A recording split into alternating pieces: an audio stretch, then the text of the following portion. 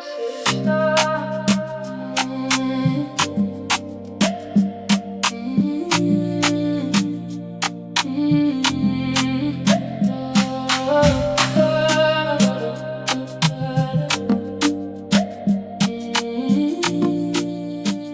Alô, sejam bem-vindos ao programa Atitude. Este programa que traz todas as novidades do mundo. Hoje estamos no Benfica, nos nossos próprios estúdios.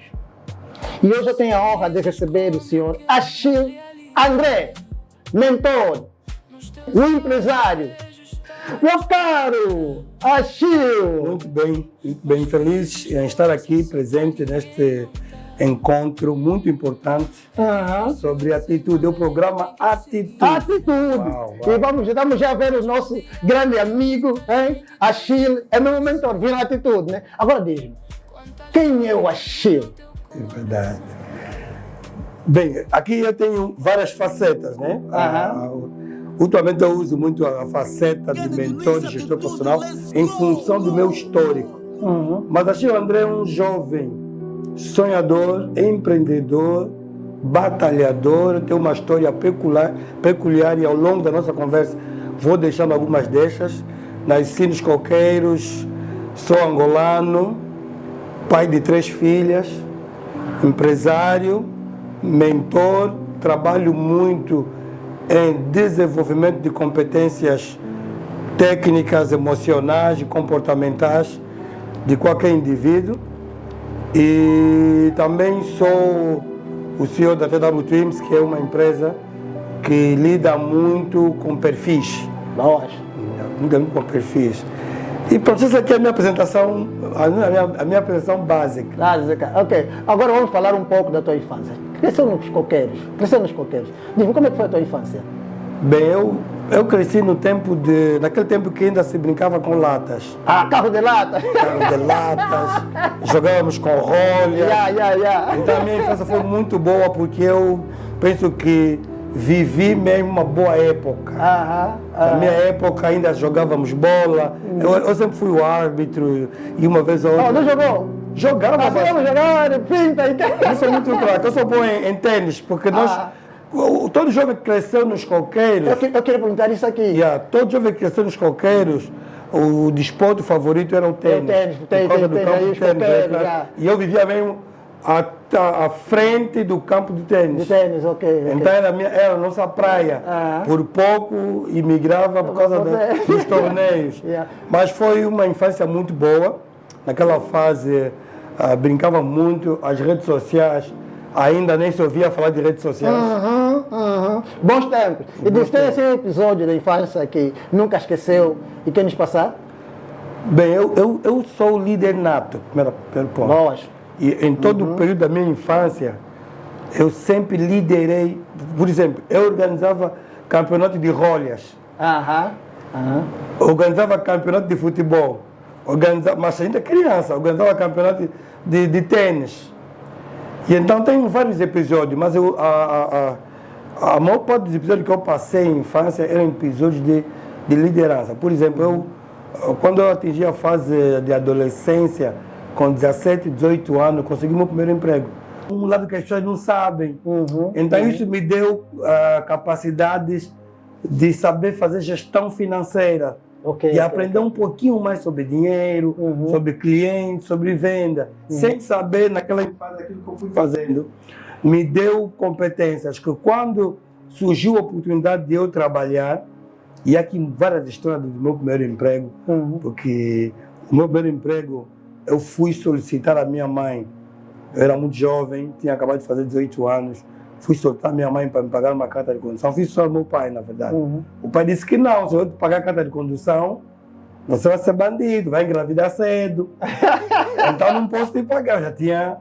E eu fui queixar a mãe disse, não se preocupe, eu vou guardar o dinheiro que ele me deu para fazer compras.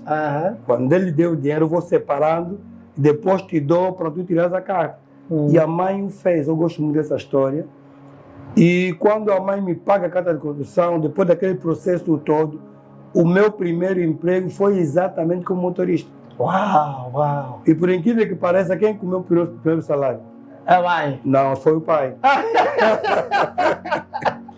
Eu tive porque eu quis dar na mãe, mas disse não, tens que honrar o pai. vai. E daí, graças a Deus, correu bem, por isso eu estimo muito ela por causa desse episódio. E então, entre os jovens do bairro, eu fui um dos primeiros a começar a trabalhar. Começou a trabalhar, boa. Isso me distinguiu logo. Já tinha aquela veia empreendedora, aquela veia de liderança, e só foi começar a aprender um pouco mais sobre habilidades profissionais e fui crescendo. E agora me diz, como é que foi a implementação do teu negócio? Exatamente. Isso é muito interessante.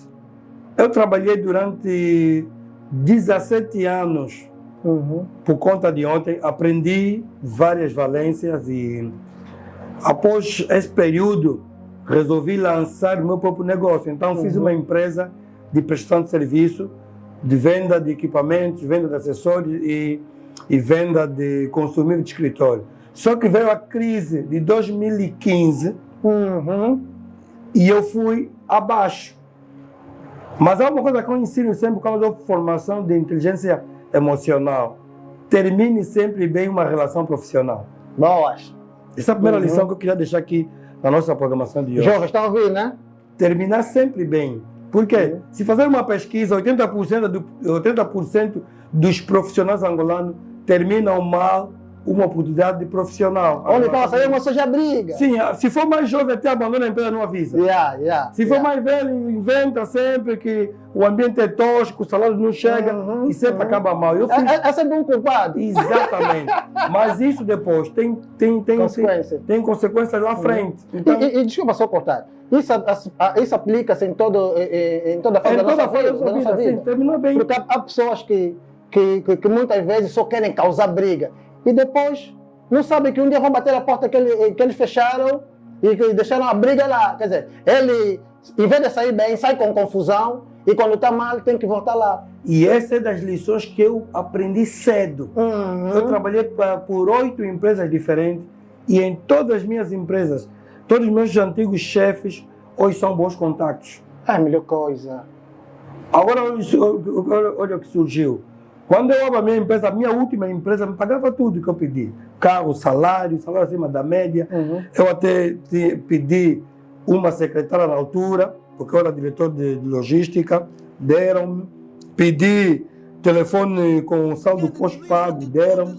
Pedi uma coisa que as pessoas ficam de medo, pedi liberdade. Era proibido de marcar falta. Mas aí também era proibido de marcar falta, mas também tem exigência para crescer. Vamos dar o que você está pedindo. O que é que você vai nos dar em troca? Eu disse, eu vou vos dar resultado. E fui mais longe. Congela meu salário durante 3 meses. Deixa-me trabalhar. Se durante 3 meses eu não trazer resultado, não me paguem nada. Considera-se. Isso aqui é... Acabei por ficar lá 4 anos naquela empresa. Boas. Mas depois eu construí até a W Twins, que é a minha empresa. E eu, como aprendi que tinha que acabar bem a relação anterior, para não ter conflito com o emprego atual, fui pedir no chefe que me liberasse, que fiz agora meu negócio, queria andar sozinho e precisava manter a amizade com ele, mas não podia continuar aquele processo. Foi muito bom. 6 meses depois de começar o meu próprio negócio, fui abaixo. É aí que eu quero chegar. Em 2017. E agora, onde é que eu quero chegar? O câmbio subiu. Tinha problemas com o meu negócio, porque nós tínhamos que comprar dólares, ou tínhamos que comprar equipamentos fora do país e revender. E o dólar começou a subir muito, havia escassez dos bancos em vender. E então comecei a perder clientes e perdi negócio. Eu tinha muitos funcionários, demiti todos.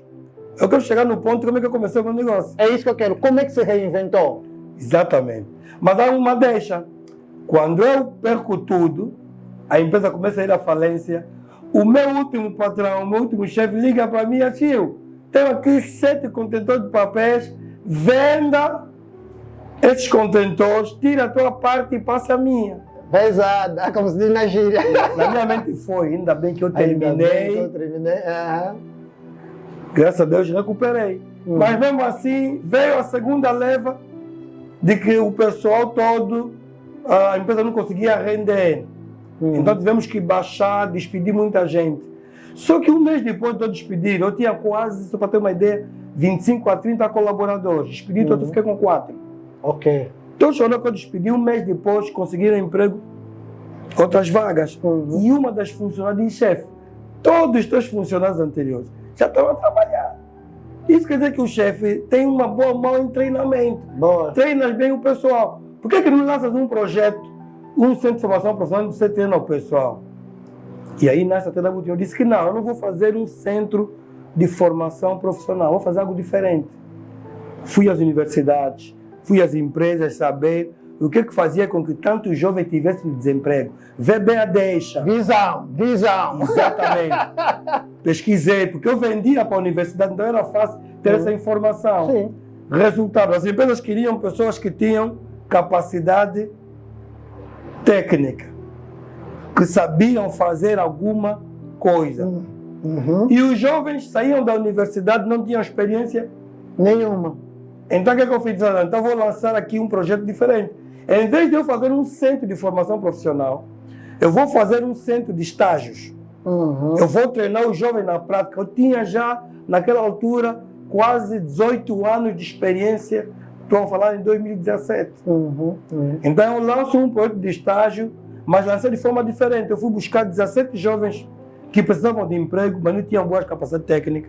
Alguns já tinham terminado o ensino superior, os outros tinham o ensino médio. Deles um estágio, preparei durante 3 a 4 meses. Por incrível que pareça, 6 meses depois, todos já estavam a trabalhar. Agora diz uma coisa. Estava embaixo e consegui se reerguer. Naquela fase que estava embaixo, quantas pessoas duvidaram de ti? Quantas pessoas? Duvidaram de ti? Na maioria. Há muitas histórias. A fase que eu estava embaixo, eu tive 2 fases de baixa.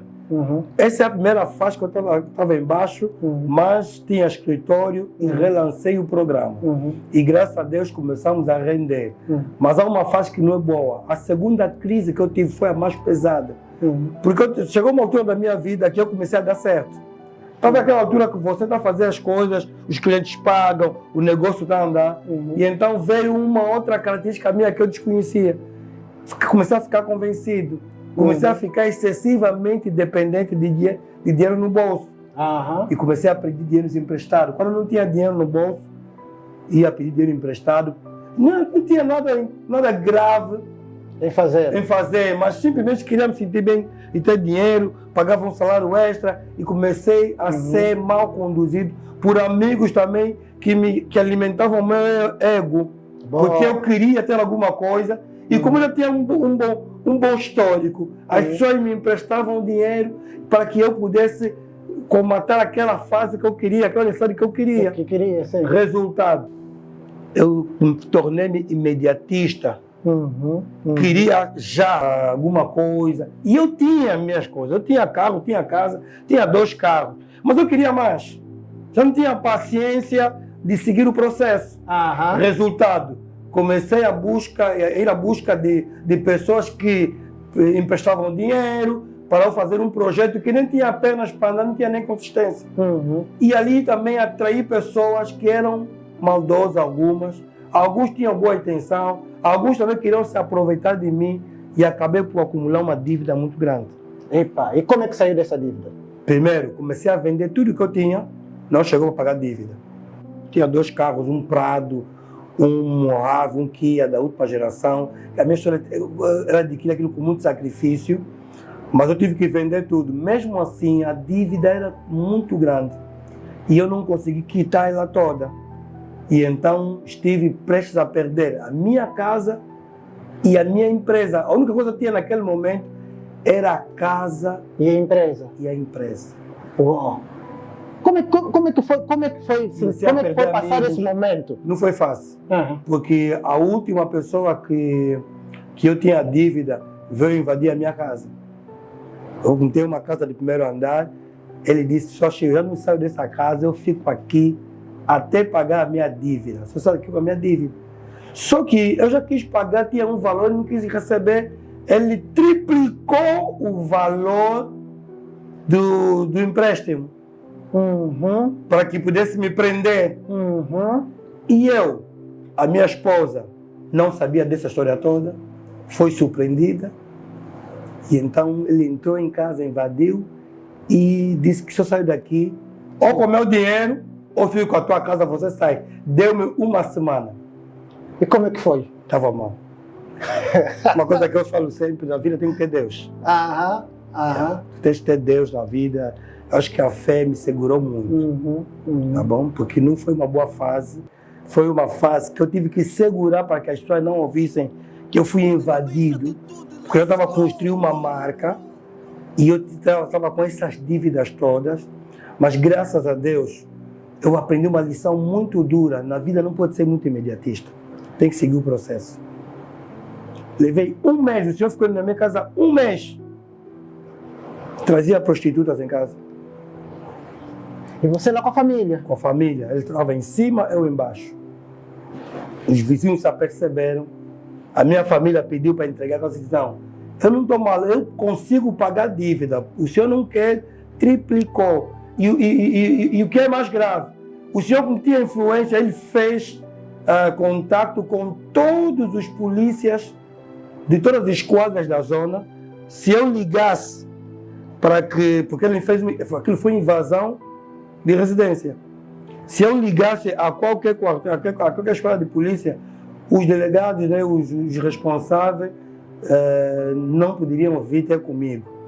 E eu liguei, porque eu queixei, fiz o contato, todos os polícias diziam assim, não, você deve o senhor, e o senhor diz que já vive lá, porque o senhor entrou na minha casa à revelia. Então não ia sair mais. Eu permiti que ele ficasse lá algumas semanas e permaneceu.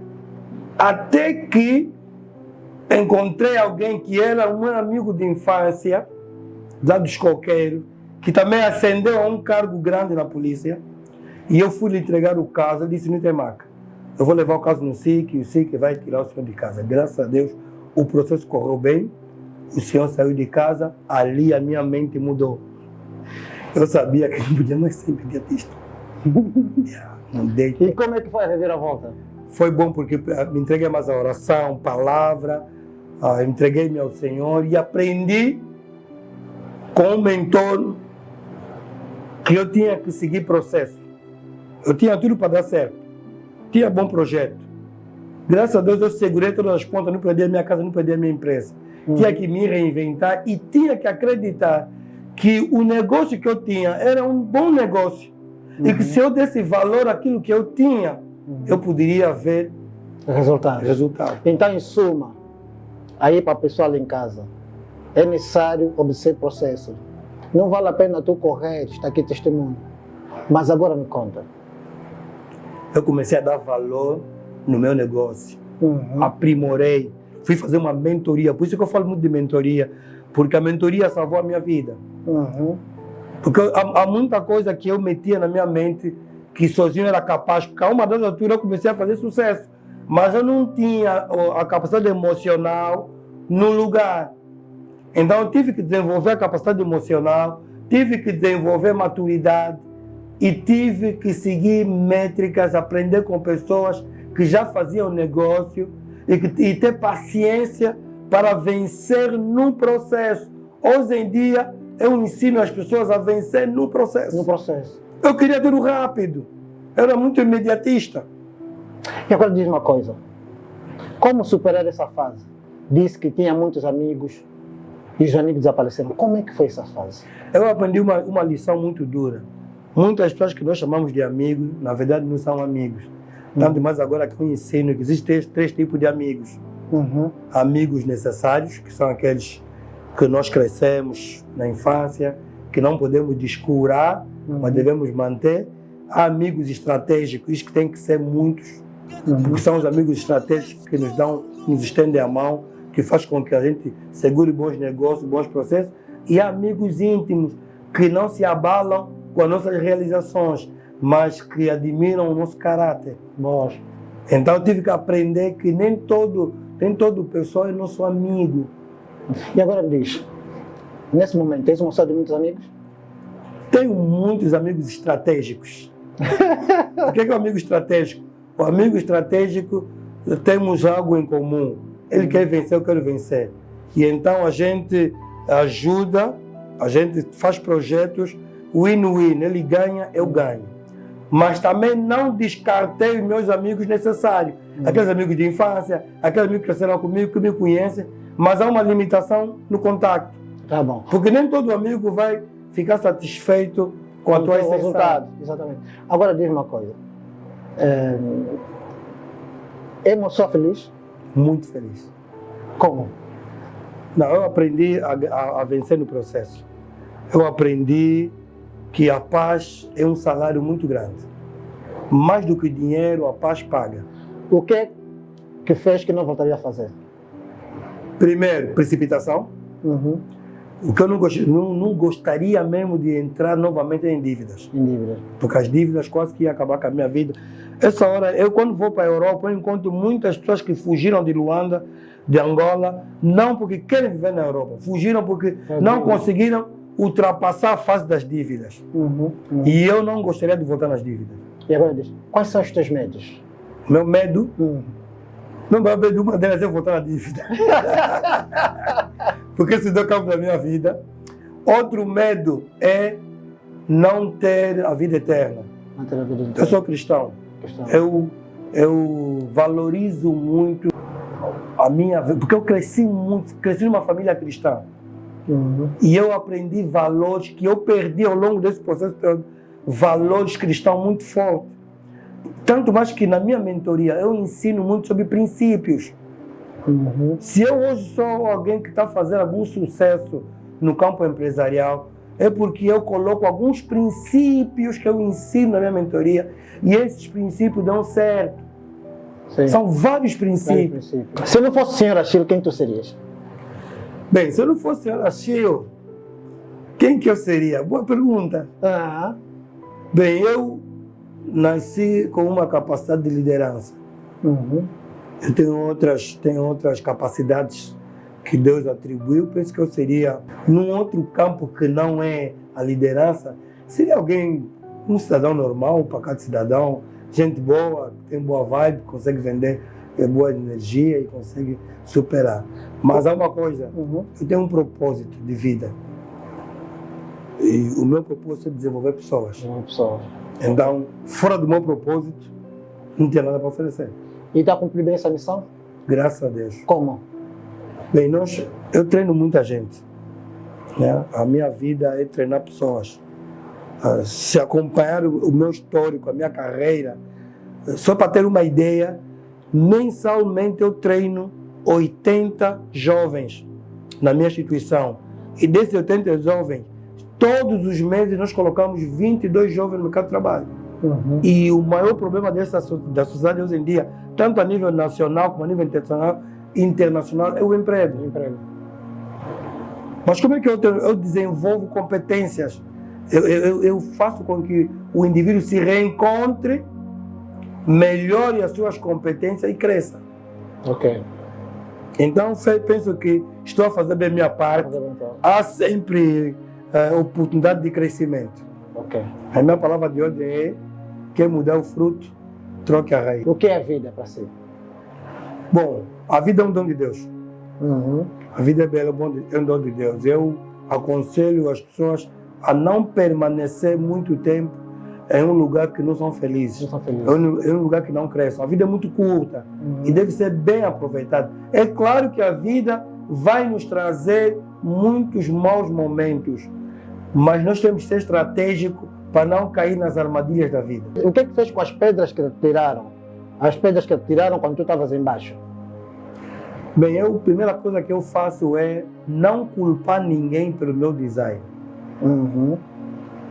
Mostrar às pessoas que eu não sou aquele tipo de pessoas que eles julgam que eu sou. Uhum. Aproveitar as críticas, aproveitar as pessoas que acreditam ou pensam que eu não vou vencer, tirar. Eu aprendo muito com as críticas, eu sou uma pessoa muito aberta. E ao aprender com as críticas, eu cresço. Porque eu acredito que eu não sou melhor que todo mundo. Eu tenho as minhas fases boas, também tenho as minhas fases ruins, e eu aprendo com as críticas. Então, tento sempre mostrar o bom lado de alguma situação má. Qual é a atitude que determinou a tua atitude? Primeira oração é associar Deus à minha vida. Eu não coloco Deus à parte. Hoje, se eu falo, é porque tem um ser maior que Deus. Eu tenho convicções muito fortes de que Deus existe e que Ele é o galardoador do que buscam. Ok. E Deus não opera na esfera do medo, Ele opera na esfera da fé. E precisam desse momento, esse é o teu momento, você e essa Câmara, para dar os teus testemunhos. Porque essa hora tem pessoas no hospital, na prisão, tem jovens que estão a passar por muita dificuldade. Então, por favor. Prezados, eu gostaria de deixar aqui 2 histórias minhas que impactaram a minha vida e 2 testemunhos. Uma delas falei ao longo desse nosso processo. Eu tinha chegado numa fase que eu tinha tudo que um jovem da minha idade poderia ter, porque eu ensino às pessoas que a vida é feita de ciclos e em cada ciclo tu tens que atingir um objetivo, que eu chamo ciclos de sucesso. E eu atingi alguma coisa nesse ciclo, só que o meu ego e as minhas emoções falaram mais alto a uma dada altura e eu perdi tudo. Mas mesmo a perder tudo, eu nunca perdi a esperança. Enquanto há vida, há esperança. Enquanto há vida, há esperança. E quem é de verdade não perde validade. Não esqueça isso. A uma dada altura da minha vida eu perdi tudo. E eu tive uma cunhada minha que eu muito estimo e passo esse testemunho. Ele viu o trabalho que eu fazia. Eu perdi tudo. Vendi carro, vendi casa, a dívida não está acabar. Ele pegou o carro dela, que era um Tucson. Ele disse assim: Mano Achille, ande com esse carro, quando você voltar, devolva-me. Só que eu recebi o carro, pensei que em 6 meses, 1 ano, eu teria de volta e ia devolver o carro. Pesados. Passaram 6 meses, a minha situação ia de mal a pior. E o carro que eu recebi em boas condições começaram a estragar. Passou 1 ano, eu não conseguia voltar. E o carro que eu recebi em 1 ano, a cunhada, e depois o carro da cunhada, nós somos africanos. Os meus irmãos começaram a jastigar. Ô, Mano Achille, você mesmo está andando com o carro da cunhada? Como é que é possível? Eu precisava ficar com vergonha. Quando eu ia na cunhada, a cunhada dizia assim: Mano Achille, não se preocupa, o carro é meu, eu é que te dei, ande com ele até você voltar, você vai me devolver. Olha, se passaram-se 2 anos, eu ainda não tinha devolvido o carro. Eu estava segurando as pontas, andava com vergonha, carro alheio, a família dele, a minha família, algumas pessoas começaram a murmurar. E o carro também já tinha perdido a qualidade. Carro que não saía fumo, não saía fumo. Como é que eu vou devolver o carro? 3 anos depois, isso é verdade, o carro está aí. O carro agora ficou um símbolo na minha casa. 3 anos depois, o carro que começou a ter problema de motor e eu ainda não tinha dinheiro para devolver o carro. O que acontece? No 4º ano, o marido, os cunhados, a minha família, todo mundo, a minha cunhada convicta disse: eu valorizo o teu trabalho e eu fico muito grato porque eu penso de todo mundo que acreditou em mim, ela foi a melhor. 4 anos depois o carro estava todo arrebentado, mas era um carro que ela sempre dizia: Mano Achille, você não pode andar a pé. Ande com o carro, se não der para devolver, não devolva, não faz mal. Só que Deus é bom. No 4º ano eu faço um negócio brilhante, prezado. Consigo vender algum trabalho meu e o lucro desse trabalho bateu 12 milhões e 700 mil kwanzas. Epa! Uau! E eu tinha esse dinheiro na mão. Yeah. E eu disse assim: o que é que eu vou fazer com esse dinheiro? Vou investir na minha empresa? Eu pensei e me disse: não, vou pegar esse dinheiro, vou a Geli e vou comprar um carro novo. Tem uma pessoa que durante 4 anos sofreu represálias, tanto da minha família como da família dela. As pessoas duvidaram, as pessoas zombaram. Vou comprar um carro novo, vou fazer uma surpresa e vou entregá-lo. E assim eu fiz. Eu fui a Geli, negociei, consegui comprar um carro full option. Eu, quando te dou palestra, apresento o carro que eu comprei. Fiz uma surpresa, cheguei embaixo do prédio e disse na minha cunhada: ela, cheguei aqui, tem uma confusão, não está me atendendo bem. Ela, como me estava muito, desceu já correr com um pano e tudo. Quando ela chegou, fiz surpresa. Olha, foi uma coisa extraordinária, muito boa. Ofereci-lhe o carro, prezado, escute bem. Aqui tem uma lição importante. vença na vida. Enquanto você não vencer, ninguém vai acreditar em ti. E agora estamos na reta final. Não sabem como é bom falar com um motivador, uma pessoa de excelência, né? Já para agradecer por estar aqui, pela existência e o que está fazendo no mundo, né? Porque não é fácil mudar as mentes das pessoas, isso é que é necessário. Eu antes quero agradecer aí os nossos parceiros, quero agradecer ao hotel, o Apart Hotel JC em Moçambique, a fazenda de Tilápia Atitude, a nossa maquilhadora, a Ana Glam, aí o meu estilista preferido, Lenel Miguel, professora Ana Glam, e a todo mundo que está envolvido nesse projeto Atitude, muito obrigado. DJ, música! Como é que você está? Diz-me de verdade. Esse sorriso esconde o que na realidade? Nos teus olhos vejo histórias por contar, mas finges força só pra ninguém notar. É difícil, eu sei, mas a gente tem que seguir em frente. Estás rodeada de muita gente e te sentes só. Quantas noites viram teu coração calar? Quantas vezes quiseste só desabafar? Como é que você está? Me diz como é que está. Você é feliz ou só sabe disfarçar? Quantas vezes choras sem ninguém notar? Estás rodeada de muita gente, mas te sentes só. No silêncio gritas, mas ninguém te ouve chamar. Mas escuta bem, não estás só, eu aqui. Como é que você está? Como é que você está? Me diz como é que você está. Você é feliz ou só sabe disfarçar? Quantas vezes choras sem ninguém notar? No silêncio gritas, mas ninguém te ouve chamar. Mas escuta bem, não estás só. Eu estou aqui. Carregas o mundo sem pedir ajuda. A dor vai crescendo, mas a voz fica muda. Diz está tudo bem, com o peito apertado, enquanto teu mundo desaba calado. Como é que você está? Me diz. Como é que você estás? Quantos sonhos deixaste pra trás?